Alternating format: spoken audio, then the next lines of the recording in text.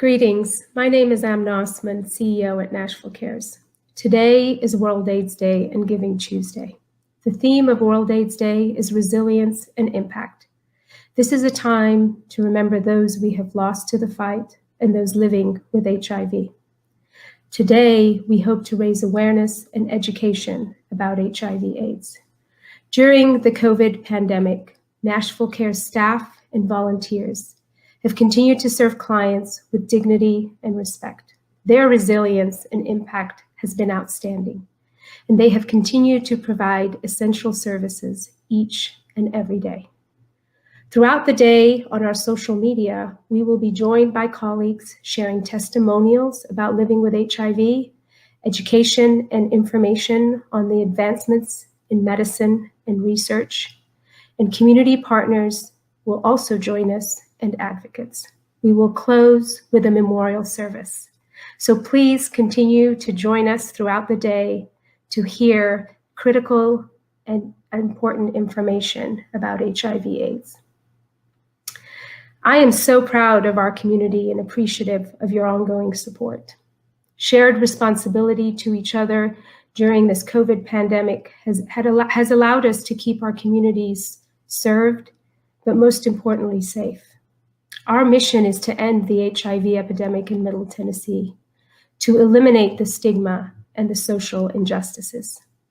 And collectively, we will end the HIV epidemic. I thank you so much for your ongoing support, and I look forward to spending the day with you today. Thank you.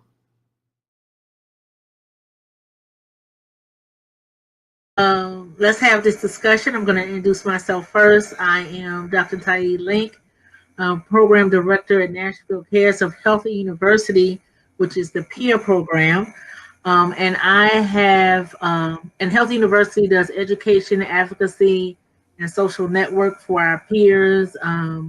We do community engagement where we go out and speak to various universities around Nashville.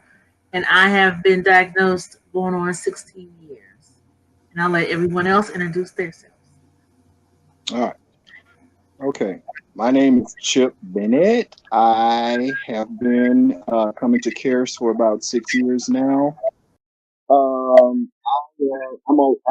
one of the volunteers with the wellness program on Wednesday.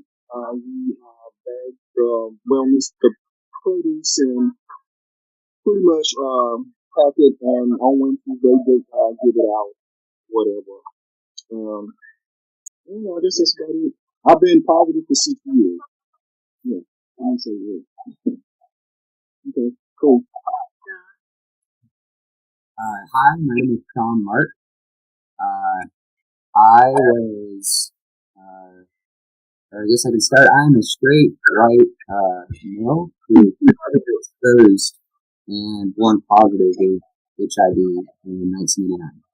I've had it for 31 plus years now, going strong. And I work at Nashville CARES and try to help others in the community who are also living with the HIV/AIDS condition. Okay, so Sean, you already answered my first question. How did you learn you were diagnosed with HIV? Maybe you can tell us more, like dealing with your childhood. How did you learn about HIV? Yeah, it was first brought to my attention when I was about 6 years old. I started having a lot of questions from my parents why we always had to go to the doctors and why my cough syrup tasted gross.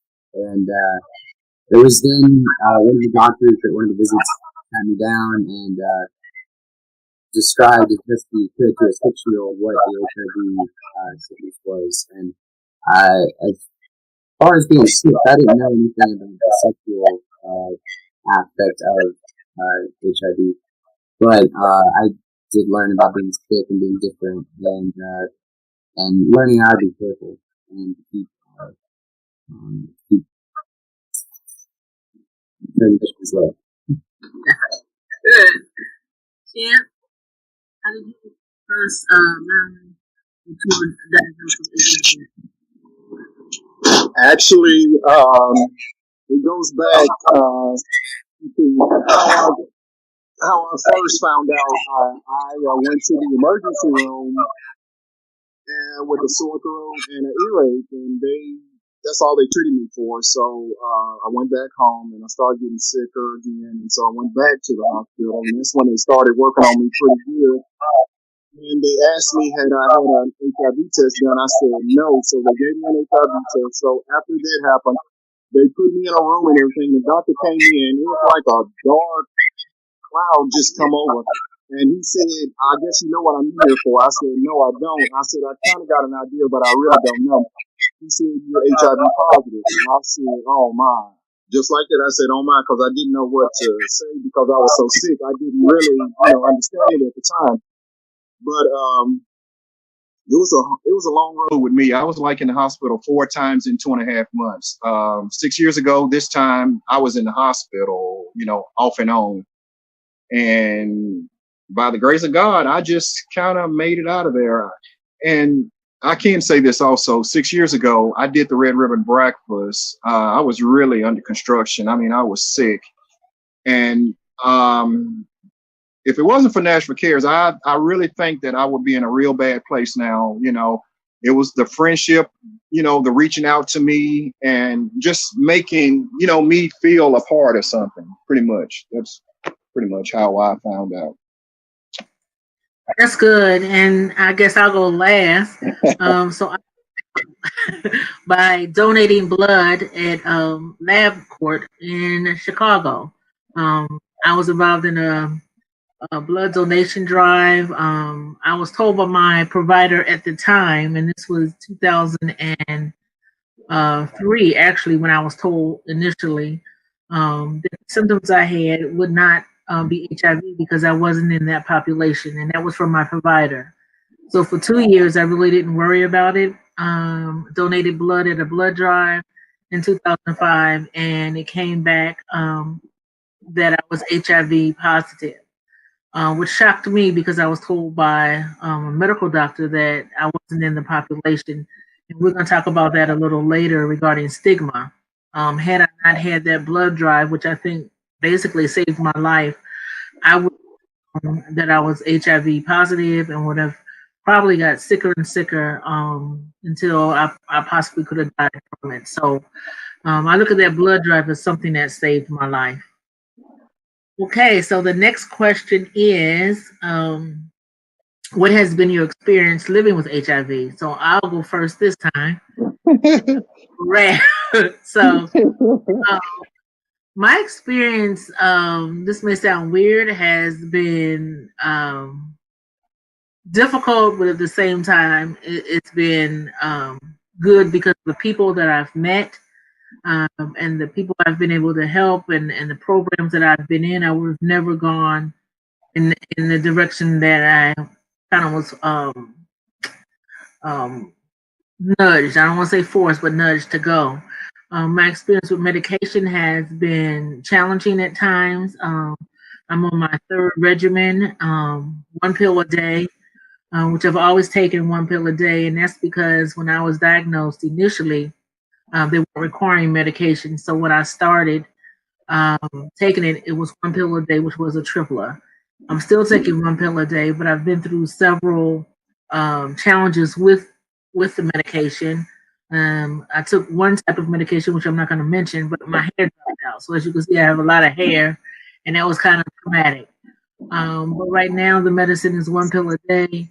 And so now my goal is to stay healthy, living with HIV, because of the inflammation response affects other things going on. And so I really want to make sure that I'm healthy in every other area of my life. If I could take 1 pill a day and be healthy, and my insurance is helping me, so it's not a financial burden to me, then it's good. What I hate is the stigma, which we're going to get to in a later question. So next is Sean. I'll go with Sean this time. What has been your experience with living with HIV? Well, my experience living with HIV, I mean, honestly, I started, just breathing, and I didn't really understand why some people didn't like having me around. I didn't really understand the stigma, which you said we were going to talk about later. But I had a lot of that when I was growing up. So much so that, I mean, it helped shape who I am today by granting me the gift of depression at a young age. And, you know, that really cultivated who I became in my adult years. You know, feeling exclusion, feeling excluded from social events and society in general. I've had dating was really rough when I was growing up. That was a transition that I wasn't prepared for, but, you know, I had to make anyways. You know, having to explain to partners, parents, you know, when you're in high school that I contracted this by being born and not from being any kind of promiscuous or any kind of negative, any kind of negative thing. But what it has done is also opened up my eyes to the increasing need and just everything, the community. For so long, I felt like I was the only one who was born this way, and since actually working at CARES and becoming more of an advocacy figure, I've connected with people who are also born positive. And, you know, there's not a whole lot of us out there, but there is more than just me. And it made me feel so much better, and kind of really makes me want to keep doing that and spread more good news here in Nashville. That's good. That's good. That is a long way to come, and a lot of good advice to share. Chip, what has been your experience with living with HIV? Basically, finding out and knowing, and then dealing with people that don't understand. That was really hard for me to kind of get over, because, you know, I have pride, and, you know, I'm the type of person, I won't ask nobody for anything. I'm sure you know that. But, you know, I'm learning. And one thing that's really helped me is meeting new friends and sharing, you know, this, I won't say it's a deadly disease, because it's, you know, you can live with it now. And the thing about it is, I'm just overwhelmed with a lot of the stuff that goes on today with people not taking their medication. That bothers me so much. But I've never missed a dose. I've been on a 1-pill regimen, you know, since I've been HIV positive, and that's something that I, you know, despise a lot, is people not taking a medication. And the thing about it is, you know, a lot of people know that I am HIV positive. They don't make a big issue about it, but I can see in their face that it's different, you know, and I try not to let that get me down. Sometimes it does, but, you know, you have to pick and choose your friends nowadays. And I lost a lot of friends along the way, you know, coming, you know, after finding out that I was positive. And then those that stuck in there with me are my true friends. And then, you know, coming along and making new friends, that's been the most impact in my life, just having somebody in my corner. And it's a journey, and I mean, I've got a long way to go, but I think, you know, depression, I was down, you know, with this COVID going on and everything. I've been through a whole lot, losing family members. Hang on just a second. Woo, man. Hey, you know, I lost my brother here in April, and I lost some more family members, and it's just hard to get over that. And like right now, I'm on depression medicine, because I get myself into a funk to where I just don't want to be bothered or just talk to anybody, and that's not a good thing. And recently, you know, I've been to the doctor and I've seen therapists and everything, and I'm sort of kind of getting it together. But, you know, you can see a person with a smile on their face. Just because they're smiling, you don't know how much damage is done on the inside. I do that a lot. I try to keep a smile on my face to keep from crying sometimes, because it hurts that bad. So especially when people don't accept you, you know, for who you are and for what you've been through, and then you're dealing with, you know, the crazy world today. But as far as that, I'm okay. I'm okay. I knew this would get me. I knew this would get me.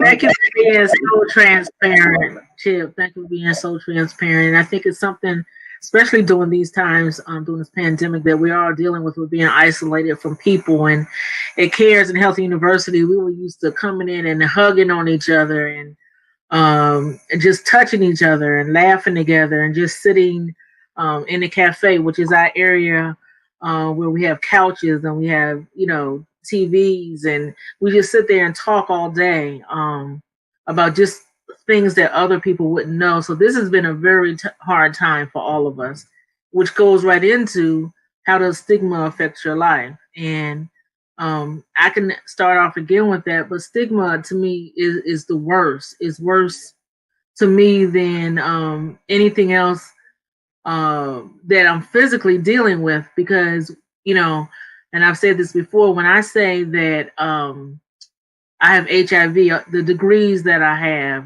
whatever I'm doing, people look at you in a different way.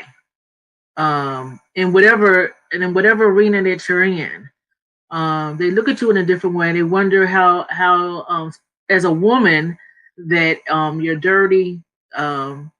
You have this package, so you have to really be intentional and conscious not to put those feelings and labels on yourself, regardless of how other people feel. And I think that's one of the reasons that I'm so out with my status, because I refuse to let anybody else put a label on me or a label on the people that I love, which is the people that I work with. They truly have my heart. So I refuse to let any type of stigma fall on them because of someone else's ignorance, or they're just straight out prejudice. And a lot of times it's ignorance. I do want to say that it's because people don't understand or know. This is year 2020, and I still meet people who come in and diagnosed with HIV, and they think they're going to die. They think that, people will look at me, and if you're looking at this picture of me, I'm not, a thin woman, and people will be surprised that I'm not, because they're still thinking of the figures that they've seen in different movies, like the great movie Philadelphia, which is a great movie, but they're looking for that type of picture, that you have sores all over your face, and that you've lost so much weight, and so that stigma just carries on, because then you don't know who around you is HIV positive. You don't know. 1 in 9 women don't even know that they're HIV positive. So it's very important of me to get the message out there, because there's so many in our community that are positive and don't even know it. And sometimes by the time they realize it, it's too late. And too much of their body has been taken over, or it's so hard to come back to a place where they're undetectable. So I hate stigma, because and that's one of my goals within Healthy University, to eradicate that, not only among people outside, but people inside, that we don't stigmatize ourselves and say that we have a package, we have this thing, we're damaged goods, we can't go out there, we can't stand up for what we believe in because we're afraid of what other people are going to think. So that was a long answer, but that's my answer. Sean, what do you think about stigma, and how have you dealt with it in your life?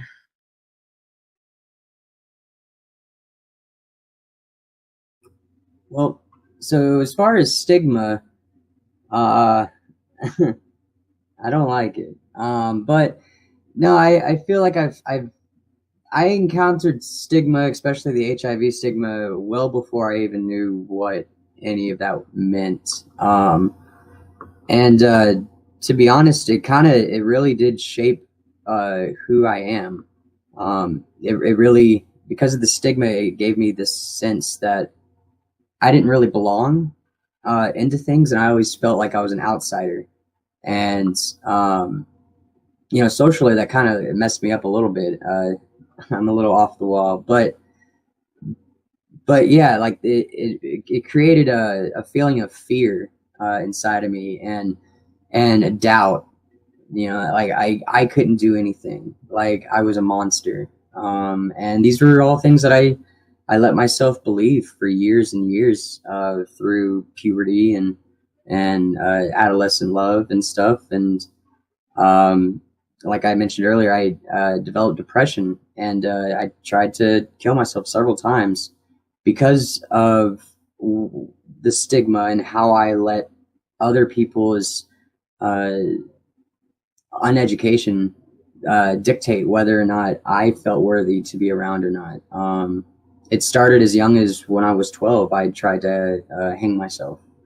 And it continued on up until about last year.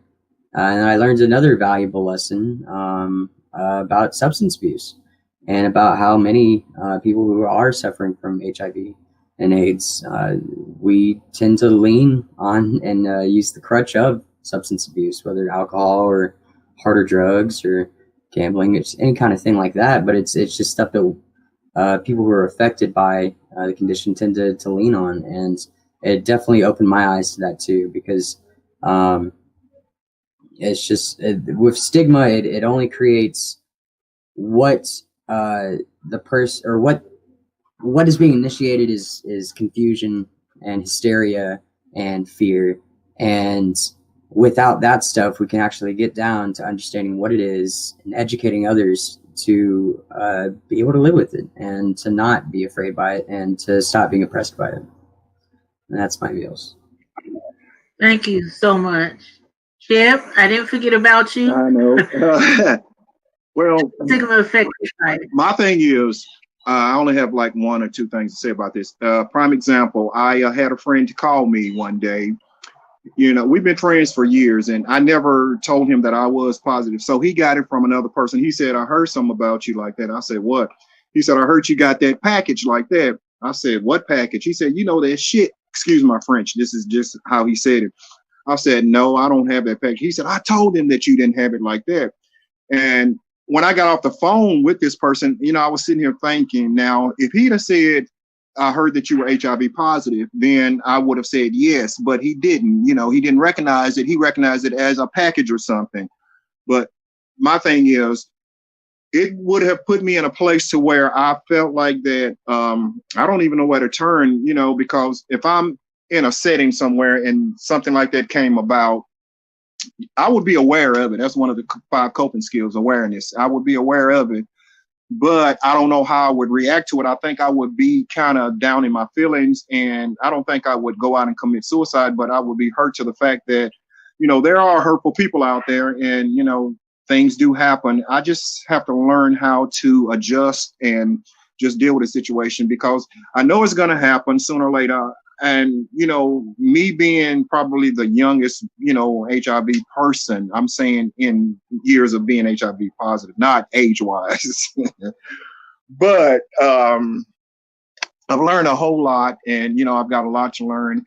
And, you know I'm a people person, and sometimes I have to distance myself from that, because, you know, they can say some hurtful things to me. And I know, you know, like I said, I still have a scar.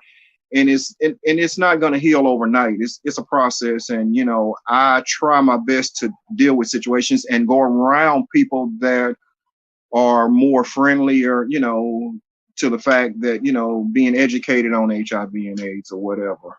It's just that's my thought on it. Thank you. No, that's a good thought. So next we want to talk about, how does Nashville CARES support you?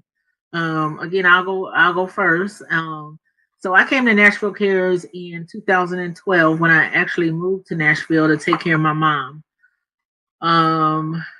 I started just looking online for different places in Nashville that helped people living with HIV, because I was connected to a place in Chicago.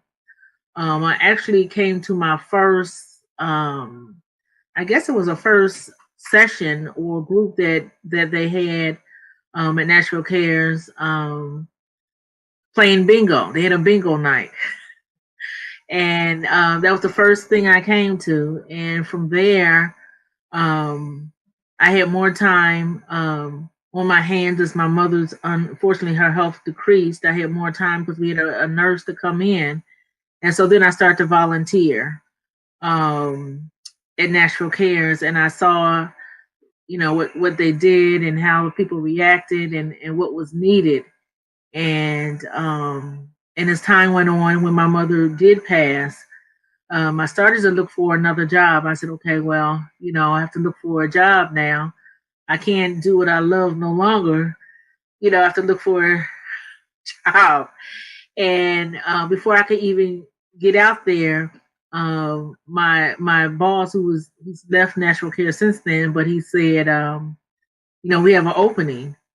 Would you join our team? And it wasn't even a question. It was like, yes. Where do I sign? And I've been there ever since. And so that was like 2013 till today, and it's been the best. I am 60 years old. I've been working since I was 18. This has been the best job in my life. I remember my father asked me one day, he said, what would you do if money wasn't an option? Although I like my paycheck, if money wasn't an option, what would you do for free? And this would be it. Um, you know, we all dream, if I won a lottery or something one day, what would I do? This would be it. I love, love, love what I do. It's become my life and my calling. And it all started because I saw the passion of different people working at Nashville Cares. The people I've met have touched my life in such wonderful ways, touched my family's life. So that's how Nashville Cares has supported me. I will go to Chip next. All right. Yeah. Reverse the order. How does Nashville Cares support you? All right. I can go a long time with this one. So about 6 years ago, when I first I was in the hospital, and it was one of the caseworkers. She came around to my room. I was really like gravely sick in the bed. I couldn't like raise my head up or whatever. So she came in. She said, "Hi, my name is such and such, and I'm with Nashville Cares, and we do this and we do that, and we provide all of this and that." And then she said, "If you ever need us, call me. Call this number right here." I said, "Okay," and not thinking about it, knowing it was in my head. So as time went on, of course, like I said, I lost everything.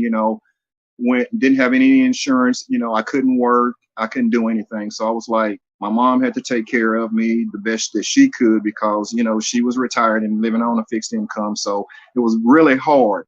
But I called that number, Nashville Cares. I called the number one day. I said, let me call this number and see, what's going on. So I called, and I was talking to somebody on the hotline, and I told them that I needed to talk to somebody about seeing if I can get some help. Of course, my pride, I really didn't want to do it, but I ended up, doing it. And it was a good thing that I did, because I wouldn't trade it for nothing in the world. I promise you that. That's the love that the people show, that they care and all of that. But anyway, like I was saying, so just that quick, they said, well, we can't see you today, but what about Monday? And they gave me a caseworker just like that. They gave me the bags of food. I didn't know, I just thought they were going to come in and just, I don't even know what I expected, but it was like open arms. And I was like, you're home, it's like I'm home. So, and then, my caseworker was telling me, she was saying that we have different groups that you might, want to get in. We have a therapist here. You can talk to somebody or whatever. I said, well, I'm really not, wanting to do that. She said, well, we have another group coming up, Healthy Relations, it was called. It's coming up in another week or so. We can get you in that group, because it had already started. It was like a 5-week program. So I think I've taken that group about 50 times, and it gets better every time. People say, well, why are you taking the same group over and over? You learn something different every time when a new person comes in that room. Their story is different. And I applied all of that to me. When I first got in that group, I was very, very scared. I didn't want to say anything. And Dr. Ty, you know how I was when it comes to all of that. So I was sitting in the group. I was just listening to this guy talk, and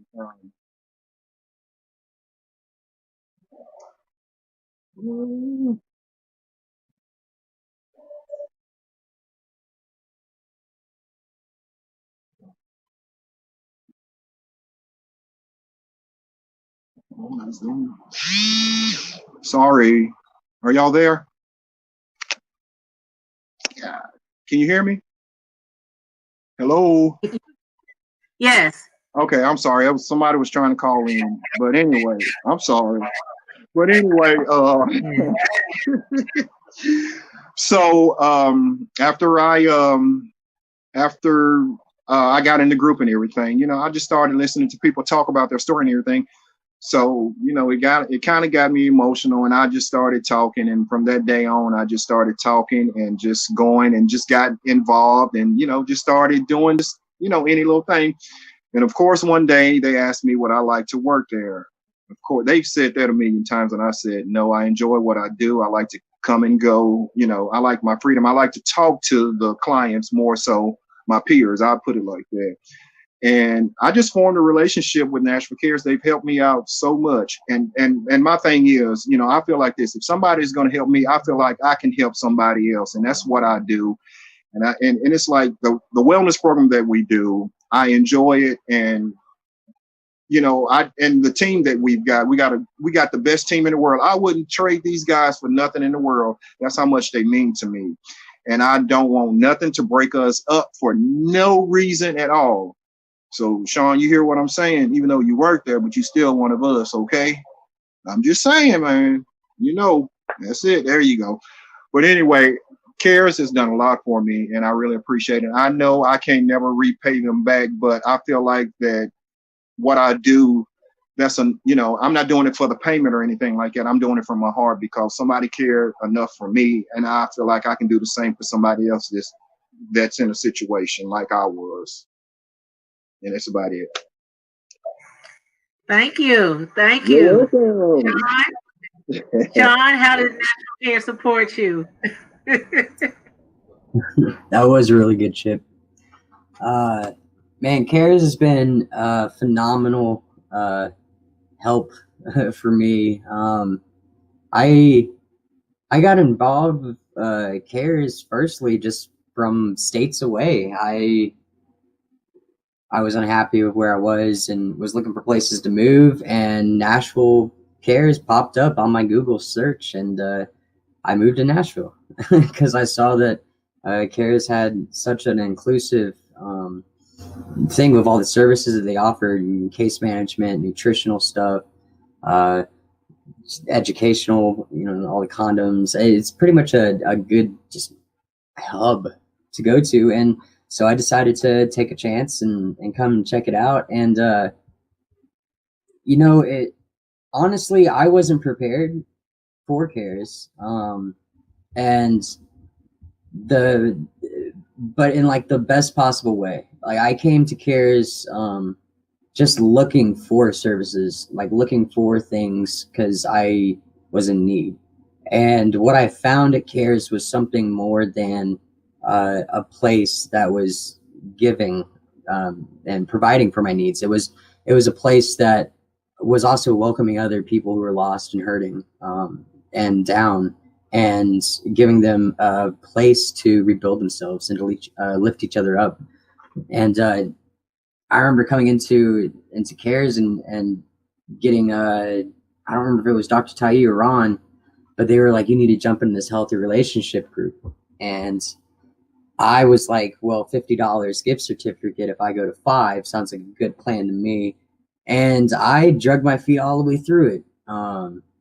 Mostly because of what I said. I wasn't there for anything other than my own wants at that point. But it actually created something to where I brought to the attention of the people who were putting on the group that I couldn't really relate to it, because it was coming from perspective of people living with HIV/AIDS who were diagnosed after they had already matured, and who caught it through sexual relations. And me bringing that up to the person who was running the meeting actually, it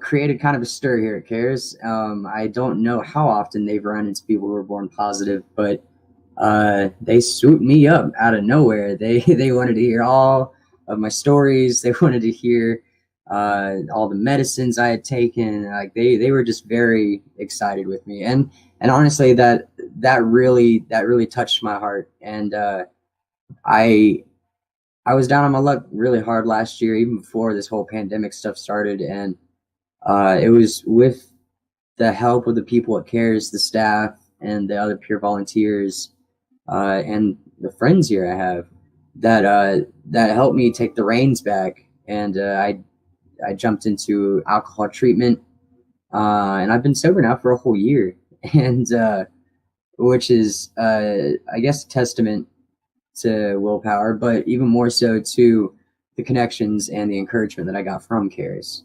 Before the pandemic, I was building stages here in town and cooking and doing whatever I could to make ends meet. But when the pandemic started and all of the work shut down, the only thing that really was available to do anything was to help out in the peer organization or the peer group and to help distribute food to clients. And I joined that as a volunteer with Chip, worked under his leadership along with Dr. Tai, and helped implement that program I think we just finished our last one earlier this week for the rest of this year. But that opened the door for me to actually eventually get a desk job. I work officially with Nashville CARES, and to echo what Dr. Thais mentioned, and my lengthy workforce career starting from 14 in Winn-Dixie, this has by far been the most freeing form of work that I have ever done. And it just gives back so much to be able to actually physically and emotionally and even spiritually sometimes be there for these people and my family. I mean, when it boils all down to it, I moved here with nothing and no one. And today I'm so thankful to say that CARES is definitely my family. Wow, y'all almost bringing me to tears, both of y'all. I'm trying to hold back. Woo! Okay, so what do we want people to know out there about helping people living with HIV? I'm going to start off. I think what I would say, knowledge. Educate yourself. Educate yourself about what HIV is. Forget what you've heard. Educate yourself because you're responsible for your own actions and your own decisions. And the other thing would be to not only educate yourself, but spread the word. When you hear somebody putting out false information about HIV or saying a joke or something against it, speak up. And then continually, if you can, give to people and to organizations like Nashville CARES, because they seriously do help people living with HIV and their affected family members. So not only the people that are living with HIV, but their families that are wrapped around them.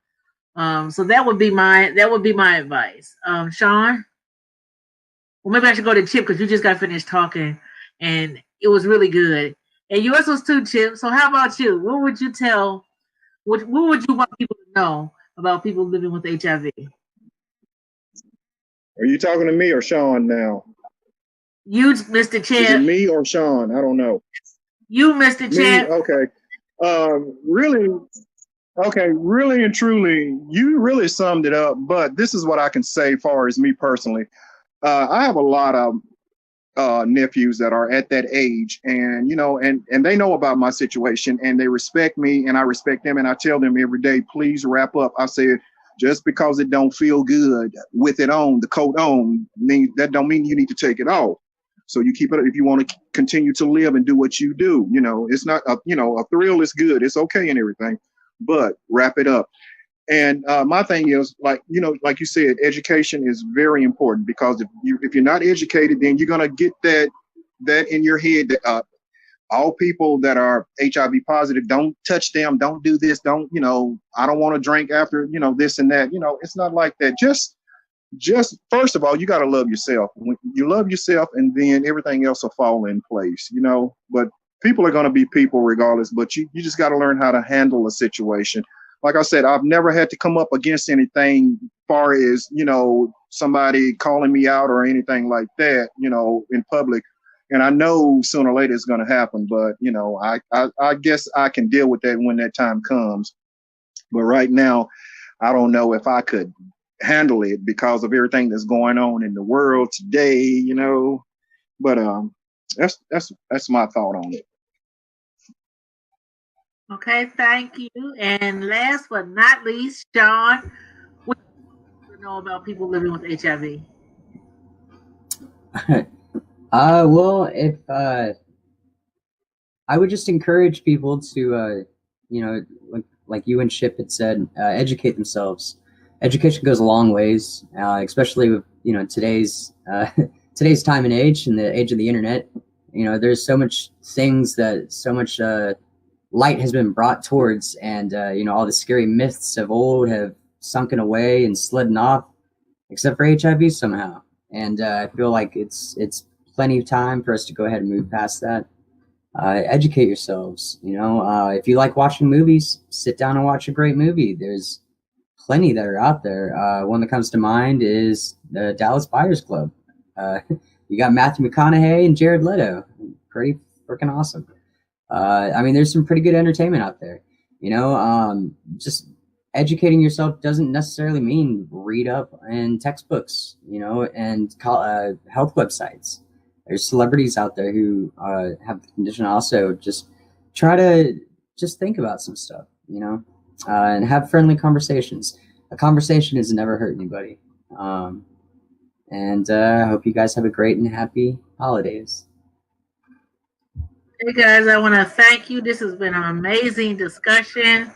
I know it's going to help a lot of people, and so I want to thank you for just being open to share your views and your opinions and your life today. Thank you. Thank you. All righty. Thank you. Thank you, Dr. Tai, Sean, and Chip, for sharing your stories, for your courage, for your resilience, and for your impact, and for you to show up each and every day to support clients and our community. I am honored, and it's such a privilege to serve alongside you. To my dear community, I kindly ask you to support us so we can continue to serve clients in Nashville and in Middle Tennessee. Today is a day of reflection and a day of giving. It's really important for us to raise awareness about HIV and for us to spend some time to reflect on how far we have come and how much we have to continue to end the HIV epidemic. But I am confident that collectively we will end the HIV epidemic. I wish you and your families a wonderful holiday season. I hope that you're all well and that you will be safe, and wish you a happy new year. And thank you so much for being amazing ambassadors and for continually supporting us so we can continue to serve and support clients living with HIV and those at risk. From the board of directors, from the CARES family, we thank you and we love you and we appreciate you. Take care.